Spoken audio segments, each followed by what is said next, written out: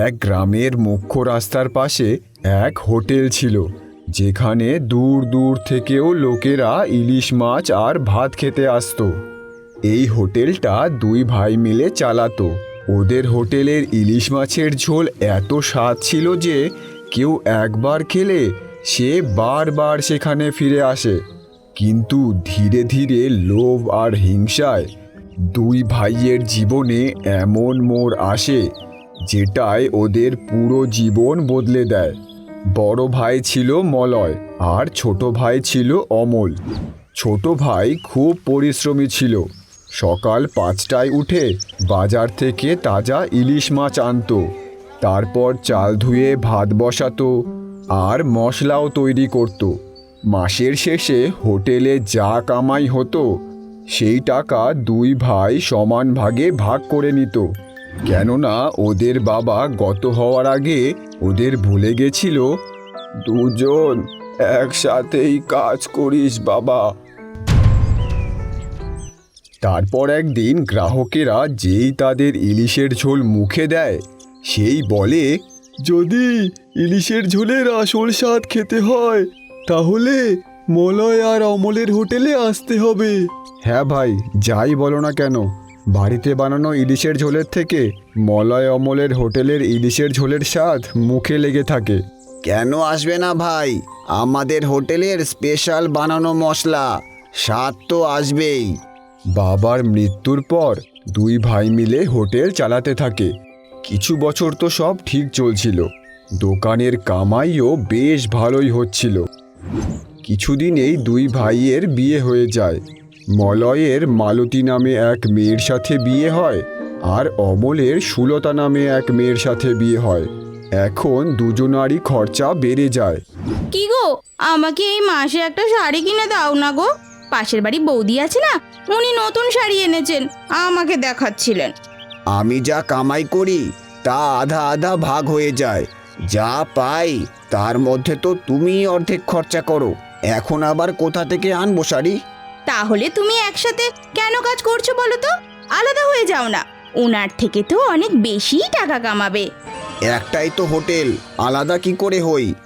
আমি যাচ্ছি হোটেলে, তুমি শাড়ির স্বপ্ন দেখো। এই বলে মলয় হোটেলে যায়।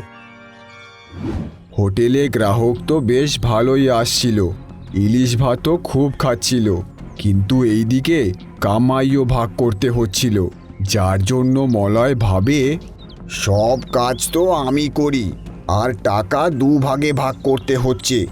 অমলকে যদি আমি সোজাসুজি বলি তাহলে তো ওকে ভাগ দিতে হবে, ওকে কিছু না কিছু করে বার করতে হবে। এইভাবেই দুদিন কেটে যায়। এরপর একদিন অমল বাজার থেকে ইলিশ মাছ নিয়ে এসে ইলিশ মাছ রান্নাও করে ফেলে। তারপর অমল একটু সেখান থেকে সরতেই মলয় সেই ইলিশের ঝোলে বেশি করে নুন আর লঙ্কার গুঁড়ো মিশিয়ে দেয়। তারপর সেই খাবার যখন গ্রাহকদের দেয়, গ্রাহকরা খেয়ে রেগে যায় আর বলে, আরে কি ভেবেছো ভাই, এত বেশি নুন দিয়েছো, এটা কে খেতে পারবে? হ্যাঁ, আর এতে লঙ্কার গুঁড়ো এত দিয়েছো, পেট খারাপ করাবে নাকি? এত দিন ধরে খাবার বানাচ্ছ আর এখন এত বড় ভুল কি করে করতে পারেন আপনারা? এগুলো সব অমল রান্না করে। আমি তো চাই খেয়েই দেখলাম, সব তো ঠিকই ছিল। তাহলে আমরা কি ভুল বলছি? বেশি নুন আর লঙ্কা দিচ্ছ যেন গ্রাহকেরা কম খাবার খায় আর তোমাদের বেশি লাভ হয়। আমি অনেক দিন ধরে দেখছি অমল, কিন্তু কিছু বলতে পারছি না। তুই কখনো এই ভুল করিস, কখনো ওই ভুল করিস। আমি তোকে এই হোটেলে রাখতে পারবো না, তোর জন্য আমার গ্রাহক কমে যাচ্ছে। কিন্তু দাদা, আমি কিছু করি নাই, আমি জানি না এমন কি করে হইল। হ্যাঁ ভাই, যদি এইরকমই চলে তাহলে কিন্তু আমরা আর আপনাদের হোটেলে খেতে আসবো না। দাঁড়াও দাদা, দাঁড়াও। শোন ভাই অমল, আমি আজ থেকে তোকে এই হোটেলে রাখতে পারবো না। তোর জন্য কি আমি আমার হোটেল বন্ধ করে দেব? তুই এখান থেকে চলে যা আর তুই যা ইচ্ছে তাই কর। ঠিক আছে দাদা, কিন্তু আমি এইসব করি নাই। অমল উদাস হয়ে বাড়ি চলে যায়। এখন আমি কি করুম? সুলতা তো আমারে সাইরে বাপের বাড়ি চলে যাবে। অমল বাড়ি গেলে অমলের বউ জিজ্ঞেস করতেই অমল সব কিছু বউকে বলে দেয়। আমি জানি না এইসব কি কইরে হইল, আমি এরম কেন করব? আমি জানি এইসব মালতী দিদি দাদাকে বলে করিয়েছে।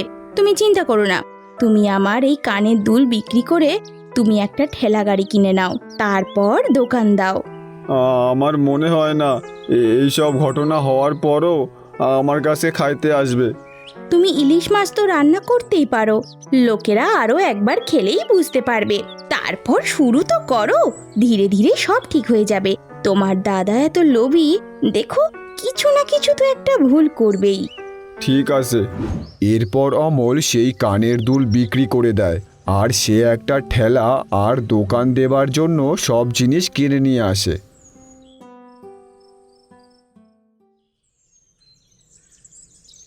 অমল তার ঠেলা নিয়ে গ্রামের এক গাছের নিচে দোকান দেয়। সে তার ছোট ঠেলাতেই ইলিশ মাছের ঝোল রান্না করতে শুরু করে। অমল ভাই, আমি শুনলাম তুমি কালকে খাবারে নুন আর লঙ্কার গুঁড়ো বেশি দিয়েছিলে, আর এর জন্য তোমার দাদা তোমাকে হোটেল থেকে বার করে দিয়েছে। হ্যাঁ দাদা, কিন্তু ওই নুন আর লঙ্কার গুঁড়ো আমি মিলাই নাই। যাই হোক, আজ আমি স্পেশাল ইলিশের ঝোল রান্না করছি, আজ খেয়ে দেখেন, ভালো না লাগলে টাকা দিতে হবে না। অমল ওই লোকটাকে ইলিশের ঝোল আর ভাত দেয়। লোকটা খায়, তারপর বলে, আরে অমল ভাই, স্বাদ তো বেশ হয়েছে, ঠিক আগের মতো, চালিয়ে যাও ভাই, তোমার কাছেও লোকেরা আসবে। ঠিক আছে দাদা, আপনারে অনেক ধন্যবাদ। এইভাবেই ধীরে ধীরে অমলের কাছেও লোকেরা খেতে আসে। আর এইদিকে মলয়ও একাই হোটেল চালাচ্ছিল। এখন যা কামাই হচ্ছিল সেগুলো সব মলয়ই রাখছিল, কিন্তু ধীরে ধীরে মলয়ের লোভ আরও বাড়ে। অমল ওর ঠেলা লাগিয়েছে, এই জন্য তো অর্ধেক গ্রাহক ওর কাছেই যাচ্ছে। এখন আমাকে অন্য কিছুও করতে হবে আরও টাকা কামানোর জন্য। ঠিক তখনই মলয়ের হোটেলে মলয়ের এক পুরনো বন্ধু সন্টু আসে। আরে সন্টু ভাই, কেমন আছিস? আরে মলয়, কেমন আছিস ভাই? আমি শুনলাম এখন একাই সামলাচ্ছিস হোটেল, তাহলে এখন হোটেলে বেশ ভালোই কামাই হচ্ছে বল। কি বলবো আর, এখন অমল ওর ঠেলা লাগিয়েছে, তাই আমার ভালো কামাই হচ্ছে না। তাহলে আমি একটা কামানোর রাস্তা বলবো? হ্যাঁ ভাই বল, হোটেলে ভালো কামাই হচ্ছে না। বলবো, কিন্তু এই কথাটা তুই আর কাউকে বলতে পারবি না। আরে ভাই, আমি অন্য কাউকে কেন বলতে যাব? তাহলে আয় আমার সাথে। সন্টু তখনই মলয়কে একটা জঙ্গলের দিকে নিয়ে যায়। ওরা জঙ্গলের একটা পুরনো বাড়িতে হাজির হয়। ভাই, এ তুই কোথায় নিয়ে আসলি? চল না তুই, তোর টাকা চাই তো। তারপর সন্টু মলয়কে ওই বাড়ির ভেতরে নিয়ে যায়। সেখানে কিছু লোক আগে থেকেই ছিল। আরে, এটা কাকে নিয়ে এসেছিস? ও আমার বন্ধু দাদা। তা কেন এনেছিস? দাদা, ও কাজ খুঁজছে, আর ও সাহায্য করতে পারে আপনার ব্যবসায়। ওর একটা খাবারের হোটেল আছে। বেশ ভালো, যা ওকে ভেতরে নিয়ে মাল দেখা। যার পরে সন্টু মলয়কে এক ঘরে মাল দেখাতে নিয়ে যায়। মলয় ওই মাল দেখে ঘাবড়ে যায়। কি হলো ভাই, চমকে গেলি নাকি? এই গুপ্ত কাজ করতে হবে তোকে। আরে, এইসব কাজ আমি কি করে করব ভাই? পুলিশেরও ভয় আছে। আরে ভাই, টাকার কথাও তো ভাব। এতে তুই এক মাসে যা টাকা কামাই করবি, তাতে তুই বড় বাড়ি গাড়ি সব করতে পারবি। কিছুদিনের জন্য কর, তারপর তো কোনো চিন্তাই নেই। এই সব শুনে মলয়ের মনে লোভ আসে, কিন্তু কোথাও না কোথাও ওর মনেও ভয় ছিল। দেখলে, কিন্তু শোনো, যদি এই ব্যাপারে কাউকে বলেছ, তাহলে তোমার জন্য সেটা ভালো হবে না। এই শুনে মলয় ভয় পেয়ে যায়, আর তার বন্ধু সন্টুকে বলে, ভাই, এটা আমার ঠিক লাগছে না, কাজ করলে কিছু হবে না তো? এতে এত টাকা আছে যা তুমি কখনো কামাতে পারবে না। ভেবো না, শুরু করো। এত টাকা কামাবে যে গ্রামের সবচেয়ে ধনী ব্যক্তি তুমিই হবে। ওরা এত টাকার লোভ দেখায় যে মলয় হ্যাঁ করে দেয়। তারপর মলয় বাড়ি চলে যায়। কি হলো গো, আজ দোকান বন্ধ করে এত তাড়াতাড়ি চলে এলে যে? তারপর মলয় তার সাথে ঘটা ঘটনা তার বউকে বলে। আরে কত ভালো সুযোগ, শুধু 1 মাসের তো ব্যাপার। তারপর যা টাকা হবে সেটা দিয়ে আমার জন্য একটা বড় সোনার হার গড়াবো। আমার অনেক দিনের ইচ্ছা। আর যদি কিছু হয়ে যায়? একে তো আমাদের হোটেল ভালো চলছে না, তুমি বেশি বেশি ভাবছো। কত টাকা আসবে ওটা তো দেখো। মালতীও খুব লোভী ছিল। এত টাকা আসবে এই ভেবে সে আর থাকতে পারে না। আরে তুমি সামনে দিয়ে বেচবে নাকি লুকিয়ে লুকিয়ে বেচবে? তারপর পরদিন সন্টু আবার মলয়ের হোটেলে আসে। হ্যাঁ ভাই, তাহলে কি ভাবলি তুই? হ্যাঁ ভাই, আমি বেচার জন্য রেডি, কিন্তু কবে থেকে শুরু করবি? তাহলে আজ থেকেই শুরু করে দে। তুই হোটেল চালা, আমি মাল আনার ব্যবস্থা করছি। তারপর মলয় হোটেল চালায়, আর সন্ধে হতেই সন্টু সব মাল দোকানের ভেতরে রেখে দেয়। হ্যাঁ ভাই, সব মাল আমি ভেতরে রেখে দিয়েছি। এইবার তুই মজা কর আর টাকা ছাপা টাকা। ঠিক আছে ভাই, কাল থেকে আমি ইলিশ ভাতের সাথে ওইগুলোও বেচতে শুরু করব। পরদিন মলয় হোটেল খোলে, ইলিশ মাছের ঝোল রান্না করতে শুরু করে। আর সে তৈরিই ছিল ভেতরের মাল বিক্রি করার জন্য। তখনই তার হোটেলে মন্টু নামে এক মাতাল আসে। মলয় ভাই, তাড়াতাড়ি 1 প্লেট ইলিশ মাছের ঝোল আর ভাত দাও। ইলিশ মাছের বড় পিসটা দেবে কিন্তু। মলয় তাকে দেখে ভাবে, এখান থেকেই বিক্রি শুরু করতে হবে। মন্টুদা, আপনার জন্য অন্য ব্যবস্থাও আছে। আমার জন্য ব্যবস্থা? তার মানে খাবারের সাথে ওই জলেরও ব্যবস্থা আছে। এ ভাই, সত্যি বলো ভাই, সত্যি বলছো? হ্যাঁ, কোথায়? আরে আমাকে বলো, আর পেছনের জানলা দিয়ে নিয়ে নাও। এগুলো সামনে দিয়ে দেবো নাকি? ভাই, এইটা কিন্তু তুমি খুব ভালো করেছো। আরে পেছনে আসো, আমি তোমাকে দিচ্ছি। তারপর মলয় মন্টুকে সব জিনিস ব্যাগে করে দিয়ে দেয়। আরে ভাই, আজ তো মজাই এসে গেল। আরে কোনো ব্যাপার না ভাই, যদি আর কারো দরকার হয় তাহলে তাদেরও বলে দিও। আরে সন্ধে পর্যন্ত দেখো তুমি, কত লাইন লাগে তোমার হোটেলের সামনে। ঠিক আছে ভাই, বলে দিও। আর সন্ধে পর্যন্ত মন্টুর কথা সত্যি হয়ে যায়। দোকানের বাইরে লাইন পড়ে, আর রাত হতে হতেই সব মাল শেষ হয়ে যায়। হ্যাঁ ভাই, বল কেমন চলছে? আরে ভাই, খুব ভালো। লোক তো আরও চাচ্ছিল, কিন্তু সব মাল শেষ হয়ে গেছিল। সত্যি ভাই, তুই আমার আসল বন্ধু, তুই বাঁচিয়ে নিলি আমায়। আর হ্যাঁ, সব মাল শেষ হয়ে গেছে তো, কাল আরও মাল লাগবে। আমি বলেছিলাম না তোর খুব ভালো বিক্রি হবে? তুই চিন্তা করিস না, আমি নিয়ে আসবো। এইভাবেই কিছুদিন দোকানে খুব বিক্রি হয়।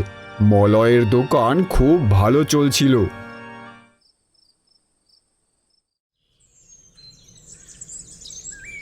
আর এইদিকে অমল, দাদার হোটেলে এত ভিড় কি করে লাগতেছে? আমি যখন থাকতাম তখন তো কখনো দেখি নাই এত ভিড়। সকাল থেকে সন্ধে হয়ে যায়, ওর হোটেলে এত ভিড় লাগেই থাকে। তখনই সে মন্টুকে আসতে দেখে। অমল তাড়াতাড়ি মন্টুর কাছে যায় আর জিজ্ঞেস করে, আরে মন্টুদা, তুমি আজকাল আমার ঠেলায় আসতেছো না? তুমি তো রোজ আমার কাছ থেকেই খাইতা।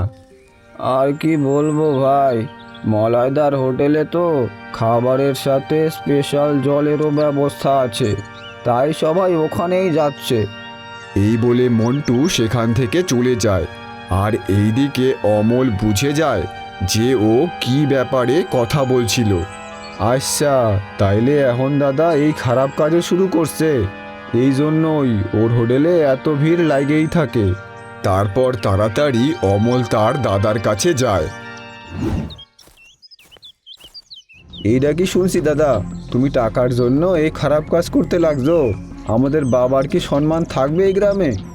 মলয় অমলের মুখ থেকে এই কথা শুনে একটু অবাক তো হয়, কিন্তু তাও ও বলে, এখন তুই আমাকে বেশি জ্ঞান দিস না। টাকা আছে তো সব আছে, না হলে কেউ পাত্তাও দেয় না। যা, গিয়ে নিজের কাজ কর। দাদা, তুমি নিজেই ভাবো, এই যে যা তুমি করতেছো এটা কি ঠিক? এই বলে অমল ওখান থেকে চলে যায়।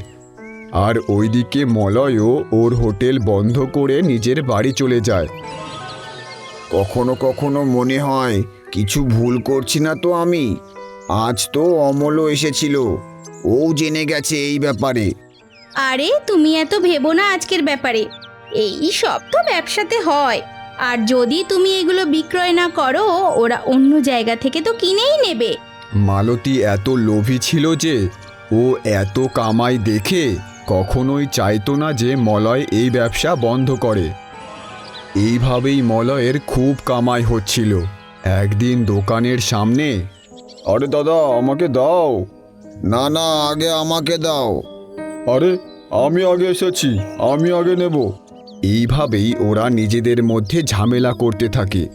এই দেখে মলয় একটু ভয় পেয়ে যায়। এই লোকগুলোর জন্য পুলিশ না চলে আসে।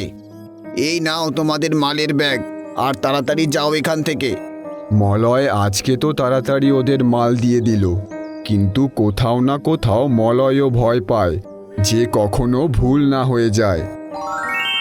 এইভাবেই একদিন মলয় তার বাড়ির দিকে যাচ্ছিল। তখনই সেখানে রাস্তায় দুজন কথা বলছিল।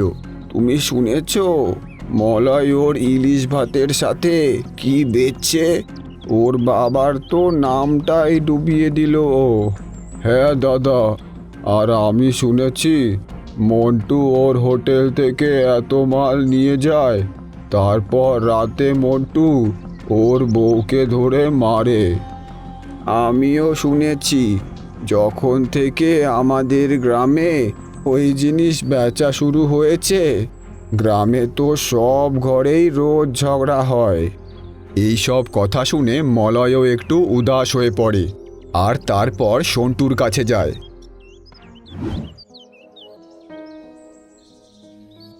আমি বলেছিলাম আমরা খারাপ কাজ করছি, বলেছিলাম আমি।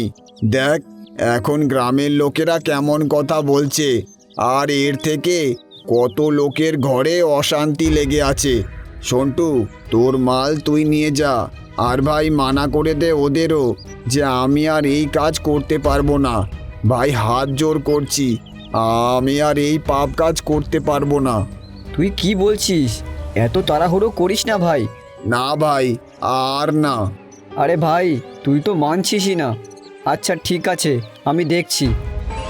তারপর মলয় তার বাড়ি চলে আসে আর সব কথা তার বউকে বলে দেয়। তুমি ভাবো বউ, যদি মন্টুর জায়গায় আমি হতাম আর রোজ তোমাকে কষ্ট দিতাম, তাহলে কেমন হতো? আমি আর এই খারাপ কাজ করতে পারবো না। ঠিক বলেছো গো, আমিও টাকার লোভে না অন্ধ হয়ে গিয়েছিলাম। এখন থেকে আমরা আর এই কাজ করব না। পরদিন সকালে মলয়ের বাড়িতে হাজির হয় সেই গুন্ডাগুলো। হ্যাঁ ভাই, আমি শুনলাম তুমি আর মাল বেচবে না। দাদা, আমি আর এই কাজ করতে পারবো না। এতে লোকেদের জীবন খারাপ হচ্ছে। এই চুপচাপ যা বলছি তাই করবি, বুঝলি? তোর এখান থেকে আমার অনেক কামাই হচ্ছে, আমি তোকে কি করে ছেড়ে দিই? বাঁচতে হলে কাজ চালিয়ে যা, আর বন্ধ করলে দেখে নিস। এইভাবেই গুন্ডাগুলো ধমকি দিয়ে সেখান থেকে চলে যায়। হে ভগবান, এখন কি করি? আমি আর এই পাপ কাজ করতে পারবো না। মলয় ঠিকই বলেছিল, এই খারাপ কাজ করা আমার উচিত ছিল না। তো এখন কি করবে তুমি? যদি আমরা ওদের মাল আনা বেচি, ওরা তো আমাদের ধমকি দিয়ে গেল। ওটা করব যা আমার আগে করাই উচিত ছিল। পুলিশের কাছে যাব আর সব কথা ওদের বলবো, আর আমার হোটেল আর সব কিছু আমি অমলের নামে করে দেব। তারপর মলয় তাড়াতাড়ি পুলিশ স্টেশনে যায়। স্যার, আমি একটা এফআইআর করতে এসেছি। হ্যাঁ বলো, কার? আমার আর ওই গ্যাংয়ের যারা খারাপ কাজ করছে। এই শুনে থানার সবাই চমকে যায়। মলয় সব কথা তাদের বলে দেয়। খুব সাহস তোমার, বলতে হবে। আমি সব বলে দেব, কিন্তু এর বদলে আমি শুধু একটা জিনিস চাই। ওরা আমার বাড়ি গিয়ে ধমকি দিয়ে গেছে, আপনি আমার পরিবারের সুরক্ষা করবেন। আরে তুমি চিন্তা করো না, তুমি নিজে থেকে এসে বলেছো তাই খুব বেশি সাজা পাবে না। ততক্ষণের জন্য আমি কিছু হাবেলদারদের তোমার বাড়ি পাহারা দিতে লাগিয়ে দেব।